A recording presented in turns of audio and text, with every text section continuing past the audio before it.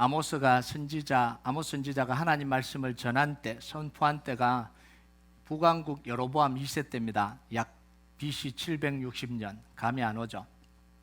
감이 안 와도 괜찮습니다. 이때는 풍요의 시대였고요, 성공의 시대였고 영광의 시대였습니다. 남왕국과 북왕국이 나누어진 이후로 정치적, 경제적, 군사력으로 최고치에 달아 있었을 때가 바로 이 여로보암 2세가 통치할 때였습니다. 북쪽에 있는 강대국, 늘 괴롭힘 당하던 아람 나라까지 정복했습니다. 그 수도를 정복한 거죠. 엄청난 일을 이룬 거죠. 그리고 왕이 바뀌지 않고 40년을 갔습니다. 이것도 대단한 거죠. 왕위가 바뀌지 않는 게 중요한데 40년을 통치하고 있었어요. 그러니까 이스라엘은 지금 한마디로 말하면 이보다 더 좋을 수 없는 상황입니다. 이런 영광을 맞이할 거라고 생각도 못한 때에 이 부요의 시대, 성공의 시대, 영광의 시대가 도래를 한 거죠. 자, 그런데 이때 아모스 선지자가 나타나서 이스라엘의 멸망과 심판을 예언해 버립니다. 아니, 분위기 좋은데 찬물을 다 끼얹어 버리는 거죠. 잔치집에 죄를 부리는 거죠. 이것보다 더 좋을 수 없는데, 더더욱 이 아모스는요, 북왕국 선지자 아닙니다. 남왕국 선지자인데 북왕국까지 와서 이렇게 예언을 하는 거예요. 아니, 왜 북왕국의 선지자들도 많은데 지금 너무 잘 나가고 있는데 부유하고 강해졌고 모든 것이 다 만족스러운 때에 왜 북왕국 선지자도 아니고 이 남왕국 선지자 이 아모스가 이 사마리아 수도까지 와서, 수도인 사마리아까지 와서 왜 이렇게 초를 치는 말씀을 전하냐는 거예요. 죄를 뿌리냐는 거예요. 분위기를 왜 다 이렇게 험악하게 만드냐는 거죠. 여러분 1절과 2절을 한번 볼까요? 그 이유가 나옵니다. 1절에서 2절까지 보면 같이 한번 읽어볼까요? 시작.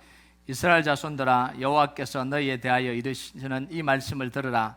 애굽 땅에서 인도하여 올리신 모든 족속에 대하여 이르시기를 내가 땅의 모든 족속 가운데 너희만을 알았나니 그러므로 내가 너희 모든 죄악을 너희에게 보응하리라 하셨나니. 자, 여기서 두 가지 사실을 이야기합니다. 첫 번째는 뭐냐면 애굽 땅에서 올리신 모든 족속, 이건 모든 족속이라고 표현되어 있는데 이스라엘 12지파를 이야기를 하는 겁니다.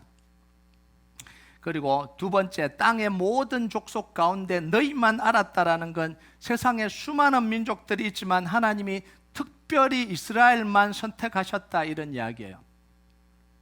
하나님이 세상에 수많은 민족이 있는데 왜 이스라엘 지파만 꼭 집어서 이집트의 노예에서 건져주시고, 이때 노예가 된 나라가 이스라엘 외에도 수없이 많았습니다. 그런데 왜 이스라엘만 콕 집어서 노예에서 건져주시고 하나님의 백성 삼아주셨냐라는 거예요. 이유는 단 하나입니다. 아브라함과 한 언약 때문에 그런 거예요. 다른 이유가 없습니다. 언약 때문에 그런 거죠. 십자가의 언약, 복음의 언약, 피 언약 때문에 그런 겁니다. 하나님이 아브라함을 축복해서 큰 민족 이루고 복의 근원 삼아서 모든 민족이 아브라함과 그 자손을 통해서 대대로 복을 누리게 하겠다, 이게 아브라함에게 주신 언약입니다. 지금 북왕국은 어느 때보다 부강해졌습니다. 풍요롭고요, 성공했습니다. 하나님이 축복 주신 거 아니냐라는 거예요. 이렇게까지 축복 주시고 이렇게까지 부강하게 해주신 것, 아브라함에게 약속하신 이 언약 이루어 주신 거 아니냐라는 거예요. 자, 그런데 왜 아모스는 이스라엘 백성들의 성공과 부유함을 축복해 주지 않고 멸망과 심판을 예언하냐는 거예요. 이스라엘 백성들이 누리고 있는 이 성공과 부유함이 하나님이 주신 축복의 모습이 아니기 때문에 그래요. 축복받은 거 맞아요. 성공한 거 맞아요. 부유함을 누리는 거 맞아요. 그런데 지금 이 모습이 하나님이 주신 축복을 누리고 있는 모습이 아니라는 거예요. 그래서 뭐라고 이야기해요? 너희의 죄악을 너희에게 보응하겠다, 이렇게 이야기를 합니다. 성공하고 부유하고 그러면 강대한 나라가 된 게 이게 죄냐는 거죠. 하나님을 섬기는 백성이, 하나님의 백성이 부유해지고 강대해지고 큰 나라가 됐는데 이게 왜 죄냐는 거예요. 여러분, 아브라함의 언약이 구체화되고 확장된 게 뭐냐면 시내산 언약입니다. 시내산 언약 한번 볼까요? 출애굽기 19장 5절에서 6절 같이 읽겠습니다. 시작. 세계가 다 내게 속하였나니 너희가 내 말을 잘 듣고 내 언약을 지키면 너희는 모든 민족 중에서 내 소유가 되겠고 너희가 내게 대하여 제사장 나라가 되며 거룩한 백성이 되리라. 너는 이 말을 이스라엘 자손에게 전할지니라. 자, 이스라엘 백성들이 하나님의 소유가 돼서 거룩하게 살면 하나님이 복을 주시고 부강하게 해서 다른 나라를 복을 주는 제사장 나라로 삼겠다라는 게 하나님의 이 언약의 내용입니다. 자, 그런데 지금 북왕국의 모습은 부요하기는 해요. 강대국이긴 해요. 그런데 제사장 나라 거룩한 백성의 모습과는 너무나 달라져 있다라는 거예요. 겉으로 포장된 모습은 너무 좋은데 속의 모습을 보면 너무 타락하고 무너져 있다라는 거예요. 여러분, 아모스 4장 4절에서 5절까지 한번 볼까요? 지금 이스라엘 백성들의 이 내부 모습, 겉모습이 아니라 이 내부 모습이 이 모습이에요. 우리 같이 한번 읽어볼까요? 시작. 너희는 베델로 가서 범죄하며 길갈에 가서 죄를 다하며 아침마다 너희 희생을 3일마다 너희 11조를 드리며 누룩을 넣은 것을 불살라 수온제로 드리며 낙헌 제를 소리내어 선포하려무나 이스라엘 자손들아, 이것이 너희가 기뻐하는 바니라. 주 여호와의 말씀이니라. 이게 무슨 상황인지 좀 설명이 좀 필요한 겁니다. 자, 이스라엘 백성들이 부요하긴 한데 힘있고 부요한 사람들은 가난한 사람을 착취해서 더 부요함을 누리고 있다는 거예요. 그 힘으로. 힘 있는 사람들은 자기의 향락을 위해서 힘없는 사람을 지금 계속해서 부려먹고 있다는 거예요. 그리고 베델과 길갈로 가서 이방신을 섬기고 우상 숭배하면서 자기들이 즐기고 싶은 대로 다 즐겼다는 거예요. 이 당시 이방신을 섬기는 이 우상을 섬기는 이 제사는요, 다 성적인 타락이에요. 다 자기들이 원하는 것들을 다 즐겼다라는 거예요. 북왕국이 나눠지고 난 뒤에 베델과 단에 금송아지 우상을 세워놨거든요. 그래서 그걸 하나님처럼 계속해서 섬겼습니다. 그런데 단까지 가기 힘드니까 길갈에다가 또 이 우상을 만들어서 백성들이 다 그곳으로 가서 하나님을 섬기는 게 아니라 자기들이 원하는 대로 다 즐겁게 누리고 살았다라는 거예요. 우상 숭배하고 살았다라는 거예요. 자, 그런데 이렇게 살아가면서 하나님께 제사 드리고 11조 드리면서 이 모든 것이 하나님의 축복이다 이러고 살아가고 있다라는 거예요. 지금 이게 문제라는 거예요. 우상 숭배하려면 그냥 우상 숭배를 하고 그냥 쑥 빠져버리든지 그냥 우상 숭배로 빠져버리든지 이렇게 다 하면서 뭐냐면 제사 드리고 11조 드리면서 우리는 하나님의 축복받아서 이렇게 살고 있다라고 이야기를 하는 거죠. 하나님 우리에게 복 주셔서 우리가 이렇게 복을 누리고 살아가고 있다 이러고 살았다라는 거예요. 근데 하나님이 이들에게 뭐라고 이야기하냐면 그게 다 너희가 기뻐하는 바다 이렇게 이야기를 해요. 내가 기쁜 게 아니라 너희들이 기쁜 거지 내가 기쁜 게 아니라는 거예요. 여러분, 이스라엘 백성들의 기쁨의 이유가 하나님의 의도하신 것과는 너무나 다른 거죠. 제사장 나라로 부를 때, 복의 근원으로 부를 때 정말 이스라엘 백성들이 누리기를 원하시는 하나님의 이 계획과는 너무나 다르게 살아가고 있다는 거예요. 하나님을 예배하기 때문에 기쁜 게 아니고요, 하나님의 언약을 성취해서 기뻐해야 되는데 이게 기쁜 게 아니고 하나님께 쓰임받아서 기뻐해야 되는데 이걸 기뻐하는 게 아니라는 거예요. 하나님의 능력이 자신을 통해서 나타나는 게 이게 기뻐해야 되는데 그 기쁨은 없다라는 거예요. 제사장 나라 역할을 하고 있어서 기뻐해야 되는데 그게 아니라는 거죠. 하나님이 함께 하셔서 기뻐해야 됩니다. 그런데 자기 욕구 충족을 위해서 하나님의 이름을 부르고 사용합니다. 자기의 기쁨을 위한 도구가 하나님이 되어버린 거죠. 마치 이 라오디게아 교회처럼요. 우리는 부유하여 부족한 게 없다. 우리는 너무 좋다. 하나님 우리에게 이렇게 축복해 주셨다. 이보다 더 좋을 때가 없다. 너무 감사하다. 이러고 살아가는데 하나님은 뭐라고 이야기해요? 진짜 부자면 옷을 사서 좀 부끄러움을 가려라 이렇게 이야기하잖아요. 안약을 사서 눈에 넣고 지금 너네들이 상황을 좀 보라는 거예요. 진짜 복 받은 거냐? 진짜 하나님 때문에 기쁜 거냐? 진짜 하나님이 축복해 주신 거냐? 상황을 좀 보라는 거예요. 여러분, 우리가 하나님의 기쁨이 돼야 되는데 하나님을 우리의 기쁨의 도구로 삼아버린 거죠. 여러분, 그럼요, 하나님은 북왕국, 이런 상황에서 북왕국에 이스라엘의 이 선지자도 많을 텐데 왜 굳이 남왕국에 속한 이 아모스를 불러서 심판과 예언을 하느냐는 거죠. 북왕국에 있는 이 선지자들이 다 권력자들의 편에 서서 말씀을 바르게 예언하지 않았다라는 거예요. 선지자들이 나서서 뭐라고 이야기했냐면, 왕이여, 지금이 부요의 시대가 맞습니다. 축복의 시대가 맞아요. 부흥의 시대가 맞아요. 영광의 시대가 맞아요. 하나님이 축복해 준 시대가 맞습니다. 이러고 선포하고 있었다라는 거예요. 여러분, 우리가 주의해야 되는 게 뭐냐면, 성공의 시대에, 부요한 시대에는요, 십자가 복음이 사라지고 인간 복음이 등장합니다. 이걸 우리가 주의해야 되는 거예요. 십자가의 고난과 부활을 강조하지 않아요.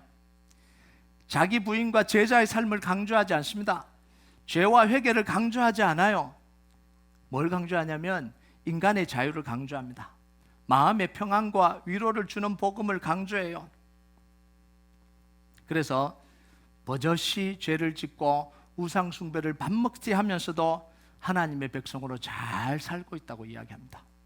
예배 한번 찐하게 드리고 나면 모든 게 다 용서가 되는 것처럼, 모든 것이 괜찮은 것처럼 살아가요. 삶은 다 무너져 있는데, 죄와 거룩의 경계가 무너집니다. 이게 죄인지 거룩인지 이게 구분이 안 되는 상황으로 가는 거예요. 우상 숭배와 하나님을 예배하는 것 사이에 경계가 무너져 내리는 거예요. 세상의 무대에서 해야 되는 것과 예배 강단에서 드려야 되는 것과 혼돈이 일어나기 시작합니다. 예배의 주인이 하나님에서 사람으로 바뀌어집니다. 사람이 많이 모이고 분위기가 좋으면 은혜가 있다고 생각하고 성령님이 역사하신다고 생각합니다. 근데 분위기를 만들어내는 거죠.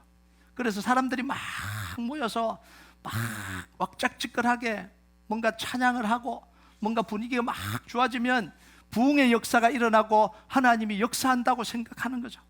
그러면서 스스로 자화자찬하는 거죠. 하나님이 지금 우리와 함께 계시고 하나님 역사하신다고 생각을 하는 거죠. 자연히 기도의 능력, 말씀의 능력은 힘을 잃어버립니다. 이 속에서 말씀의 능력은 다 힘을 잃어버립니다. 기도의 능력은 힘을 다 잃어버리는 거죠. 영적 전쟁을 알고 영적 전쟁을 할 영적 군사들은 다 사라져버리는 거예요. 진짜 복음을 알고 진짜 복음을 위해서 살아갈 사람들이 다 사라져버리는 거예요.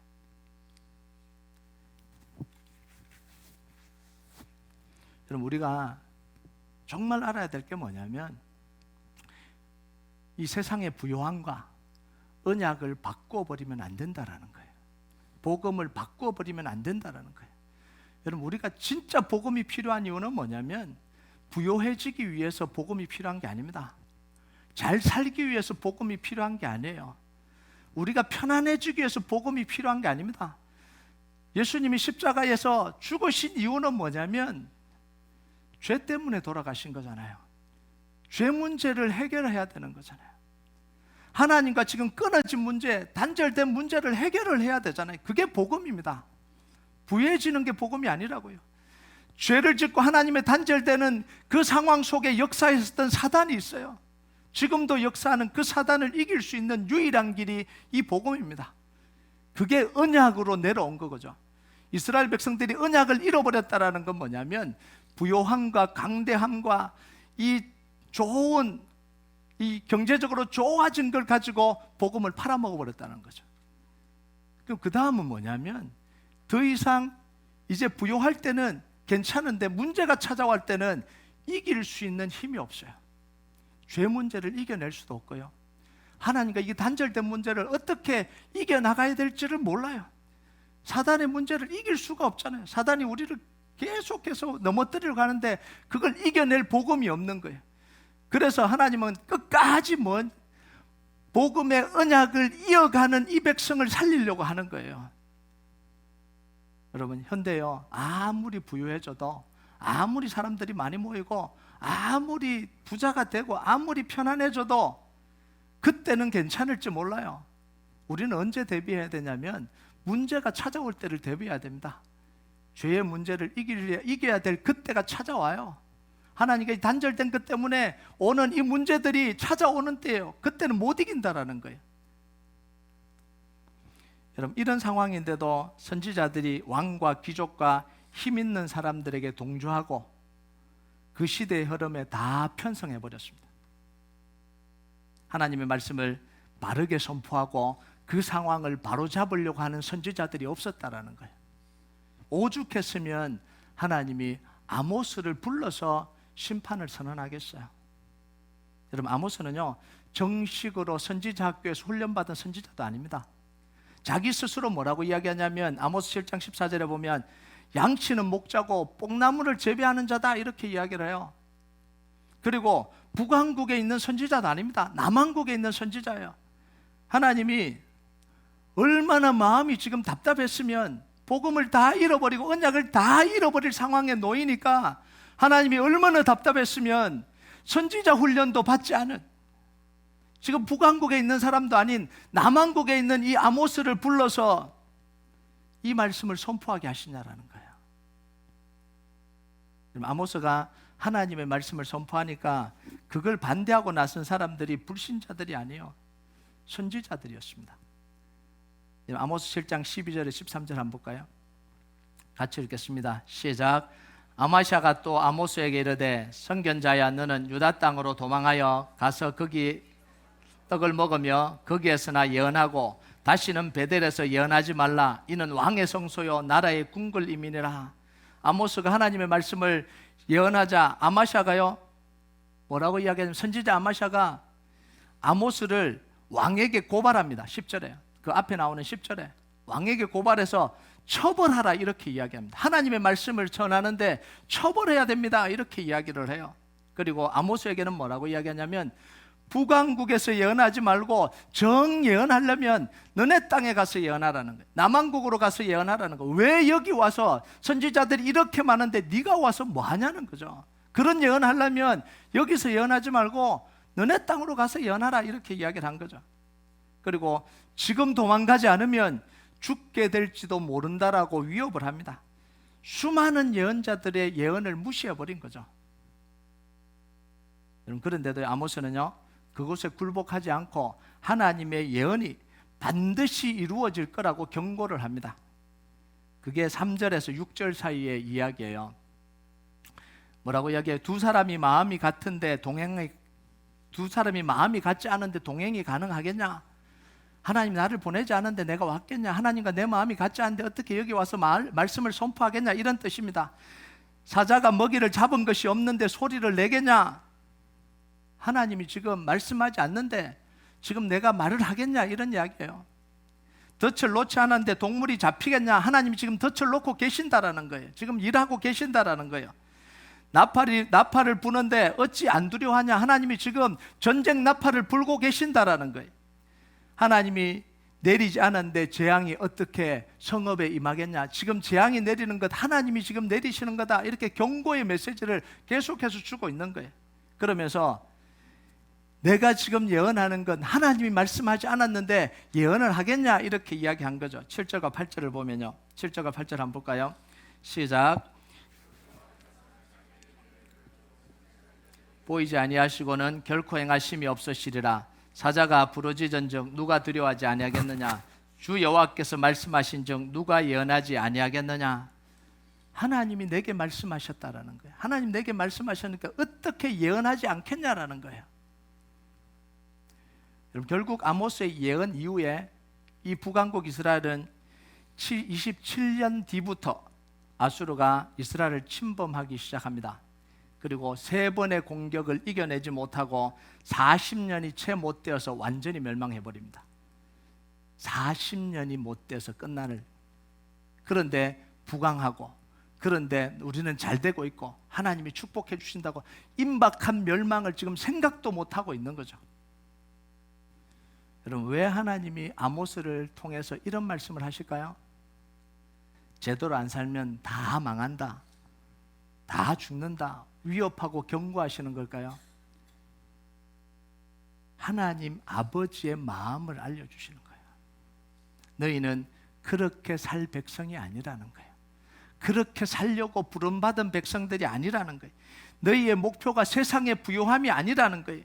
그걸 위해서 하나님이 부른 게 아니라는 거예요. 그것보다 훨씬 더 중요한 것을 위해서 불렀다라는 거예요. 오죽했으면 하나님이 남왕국에 있는 이 아모스까지 불러서 그 이야기를 하시겠냐는 거예요. 여러분, 아모스는 가고 싶었겠습니까? 그 북왕국 이스라엘 가고 싶었겠어요? 그 마음 속에 하나님의 마음이 있으니까 가는 거예요. 여러분, 누가 심판의 메시지를 전하고 싶겠어요? 누가 이런 이야기를 하고 싶겠어요? 잘 되기를 바라고 축복해주고 잘 되면 박수 치고 같이 하고 같이 누리고 살면 좋잖아요. 누가 그거 하고 싶겠어요? 그런데 왜 아모스는 그 일을 하냐는 거예요. 하나님의 마음을 품었기 때문에 그런 거예요. 하나님의 마음을 알기 때문에 그런 거예요. 가만히 있을 수가 없는 거예요. 그 하나님의 마음을 아니까 그냥 가만히 있을 수가 없는 거예요. 그래서 북왕국까지 가서 하나님의 메시지를 전하는 겁니다. 여러분, 하나님의 마음을 품은 사람은 가만히 있을 수가 없는 거예요. 이 시대를 보고 하나님의 마음을 품은 사람은 기도하지 않고는 살 수가 없는 거예요. 왜 우리가 자꾸 기도하자 그래요? 지금 이 시대에 기도하는 사람들이 계속해서 줄어가거든요. 언약을 가진 사람들이 계속해서 줄어가거든요. 하나님 나라를 위해서 살아가려고 하는 사람들이 계속해서 줄어가거든요. 그걸 본 사람들은, 하나님의 마음을 품은 사람들은 기도할 수밖에 없는 거예요. 다시 예배를 일으키고 기도를 일으키는 그 마음을 품을 수밖에 없는 거예요. 이게 하나님의 마음이에요. 그래서 하나님 우리 교회에 주시는 마음이 뭐냐면 이런 거예요. 기도가 무너져가는 이 땅 가운데 다시 기도를 일으키라는 거예요. 여러분, 지금의 시대가 아모스와 많이 닮아 있어요. 주일날 예배 인원들은 계속해서 늘어나는데 기도 숫자는 늘어나지 않아요.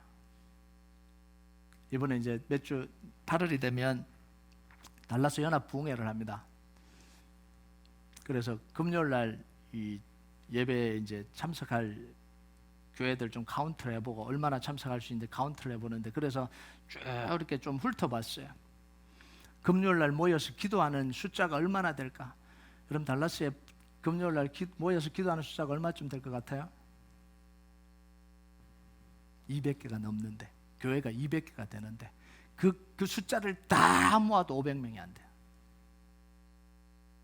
여러분, 놀랍지 않아요?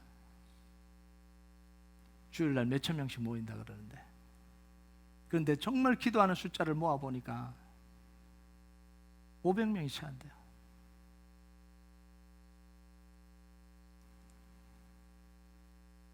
여러분, 하나님의 축복은 원하는데 하나님의 언약을 위해서 살아가는 사람이 없어요. 자유와 위로와 평안을 원하는데 십자가를 지고 갈 사람이 없어요. 여러분, 이 자유와 평안은 어디로부터 와요? 십자가로부터 와요. 그런데 그걸 할 사람이 없는 거예요. 죄에 대해서 두려워하고 회개하는 게 없어요. 교회 다니는 사람 많은데 복음의 능력을 알고 복음의 능력으로 살아가는 사람들이 없는 거예요. 말씀의 능력과 기도의 능력으로 살아가는 사람이 없는 거예요. 여러분, 우리가요 지금 부요한 시대에, 풍요한 시대에, 성공의 시대를 살아가고 있는 게 지금 오늘날의 현실입니다. 그렇잖아요. 너무나 부유한 시대를 살아가고, 너무나 성공적인 시대를 살아가요. 너무나 편안한 시대를 살아가잖아요. 그런데 우리가 부요한 때에 이 가난한 때를 준비를 해야 됩니다. 가난한 풍요한 걸 그냥 누리다 보면 다 잃어버릴 때가 온다라는 거예요. 여러분, 요셉은요 7년의 풍년으로 7년의 흉년을 대비했습니다. 흉년 때 대비할 수가 없어요. 풍년의 때에 대비를 해야 됩니다. 여러분, 성공과 부요를 넘어서 이제는 하나님의 역사를 위해서 기도해야 되는 거예요.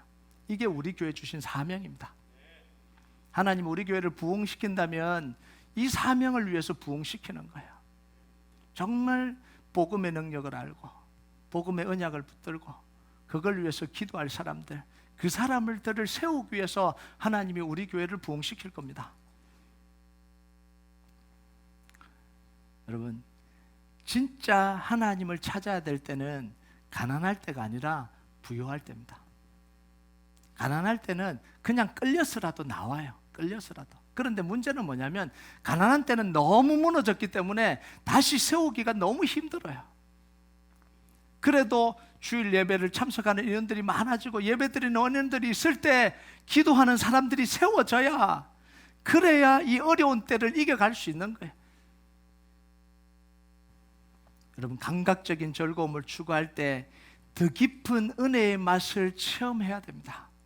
그래야 세워져요. 안 그러면 다 무너진다고요. 그렇지 않으면요, 죄를 이겨낼 수가 없어요. 죄를. 이 즐거움이 주는, 세상이 주는 이 즐거움을 통해서 들어오는 이 죄를 이겨낼 방법이 없어요. 부요함과 이 성공과 이 안락에 취해 있으면 다 잃어버린다고요. 여러분, 솔로몬 시대가 그런 시대였습니다. 다윗이 열심히 기도하고 예배하고 하나님을 섬겨서 이 쌓아놓은 이 부가 다 어디로 흘러갔냐면 솔로몬 때로 다 흘러갔거든요. 그런데 솔로몬이 그 부요함으로 모든 예배 언약을 바꿔버렸어요. 그러니까 우상이 다 들어와서 다 무너져 버리잖아요. 왜냐하면 이 부요함으로 복음을 다 바꿔버렸거든요. 복음의 언약을 다 바꿔버렸거든요. 부요하고 강대하고 지금 문제 없으니까 괜찮다고 생각하고 살아간 거예요. 여러분, 복음의 언약이 왜 중요하냐면 이 복음의 언약은요, 치료제와 같은 거예요. 여러분, 아무 문제 없을 때는요, 건강할 때는 그냥 먹고 살고 다 누리고 사는 것만으로도 충분해요. 그런데 질병이 찾아올 때는 어떡하냐는 거예요. 질병이 찾아올 때 이겨낼 힘이 없는 거죠. 백신이 없으면 이겨낼 수 있는 힘이 없잖아요. 그래도 아까도 이야기했는데 우리가 지금 복음이 필요한 이유는 뭐냐면 잘 먹고 살기 위해서 복음이 필요한 게 아니라는 거예요.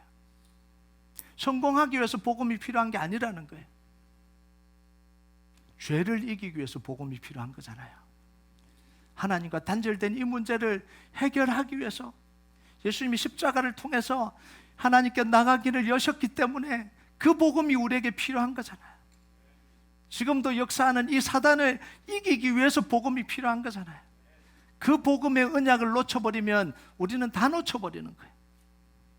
그래서요, 우리가 부요함으로 복음을 바꿔버리지 말아야 됩니다. 성공과 복음을 바꿔버리지 말아야 돼요. 성공했을 때, 부요했을 때 그것을 넘어서 하나님의 언약을 붙드는 자리까지 가야 됩니다. 이게 하나님의 마음이에요. 여러분, 우리가 여호수아 프로젝트를 하는 것 성공하려고 하는 거 아닙니다. 예배를 세우고 기도자를 세우고 120명의 기도 용사들을 세우고 정말 복음을 붙들고 살 이 시대의 용사들을 세우는 게 우리가 지금 기도하고 세워나가야 되는 거예요. 하나님이 그걸 원하신다면 하나님 반드시 우리를 통해서 이루어 가실 겁니다. 그러려면 우리 속에 뭐냐면 하나님의 마음을 품어야 돼요. 정말 이 시대를 향한 마음을 품어야 됩니다. 이 아모스 같은 마음을 품어야 돼요. 북왕국 이스라엘까지 가서 하나님의 말씀을 선포할 마음이 우리 속에 있어야 되잖아요. 이 시대를 거스리고 살 이 복음을 품은 사람들이 우리 속에서 일어나야 되는 거죠. 여러분, 여러분의 기쁨을 성공과 부요함과 편안함으로 만족시켜버리지 마시기 바랍니다. 복음을 알기를 원하고요, 하나님을 알기를 원하는 갈망을 가지세요. 정말 기도하면서 하나님을 만나기를 원하는 갈망을 가지세요. 정말 여러분이 하나님의 나라에 쓰임받기를 원하는 갈망을 가지시기 바랍니다. 그리고 성공과 부요함을 뛰어넘는 기쁨을 그곳에서 발견하시기 바랍니다. 한 명을 그리스도인으로 만들고 그들이 가진 문제를 복음을 통해서 함께 해결해 나가고 예배가 무너진 사람들을 함께 세워가고 예배를 잃어가고 기도의 자리를 잃어가는 이곳에 다시 기도 용사가 되어서 기도의 부흥을 일으켜가는, 이게 하나님이 우리에게 맡겨주시고 허락해주시고 또 하기를 원하시는 일입니다. 여러분, 그 일에 함께 동참하고요, 정말 하나님을 경험해가는 여러분 되시길 주님의 이름으로 축복합니다. 우리 같이 찬양하도록 하겠습니다. 우리가 이 찬양 하나님 앞에 좀 같이 올려드렸으면 좋겠습니다. 아버지, 당신의 마음이 있는 곳에 나의 마음이 있기를 원해요. 아버지, 당신의 눈물이 고인 곳에 나의 눈물이 고이길 원해요. 아버지, 당신이 바라보는 영혼에게 나의 두 눈이 향하길 원해요. 아버지, 당신이 울고 있는 어두운 땅에 나의 두 발이 향하길 원해요. 나의 마음이 아버지의 마음 알아 모든 뜻 아버지의 뜻이 될 수 있기를, 나의 온몸이 아버지의 마음 알아 내 모든 삶 당신의 삶 되기를, 우리가 이 고백 하나님 앞에 같이 올려드리도록 하겠습니다.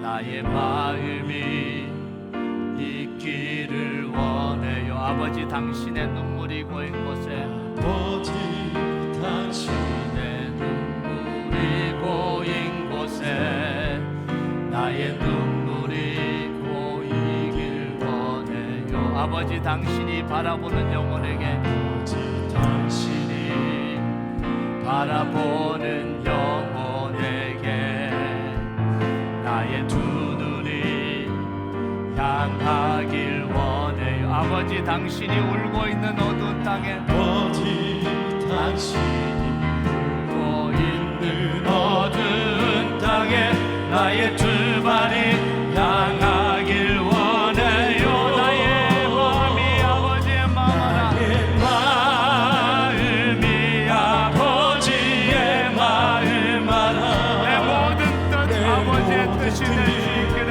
아버지의 뜻이 될 수, 나의 온몸이 아버지의 마음 알아, 온몸이 아버지의 마음 알아 내 모든 삶 당신의 삶 되기를, 아버지, 당신의 마음이 있는 곳에,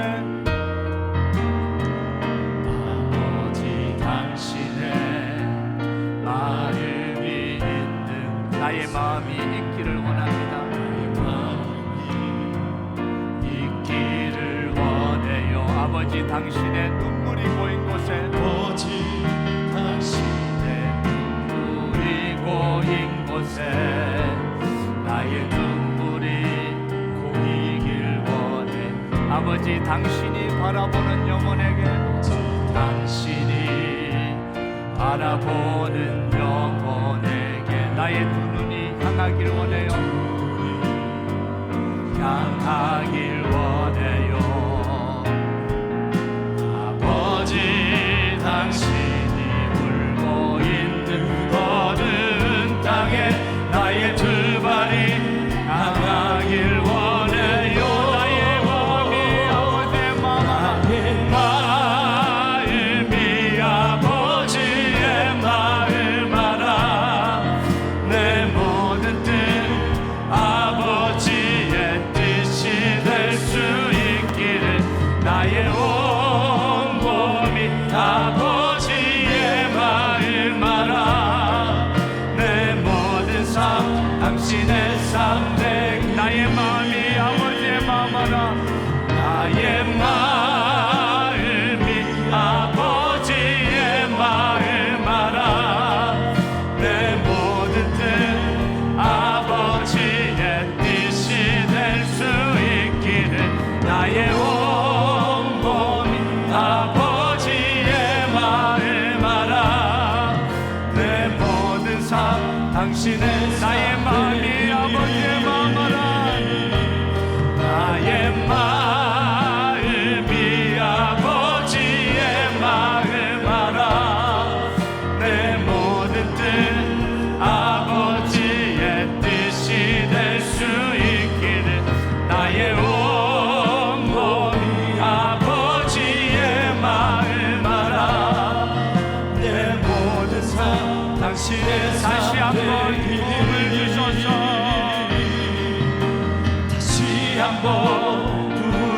주소서 주의 나라가 이 땅에 다시 세워지는 나라가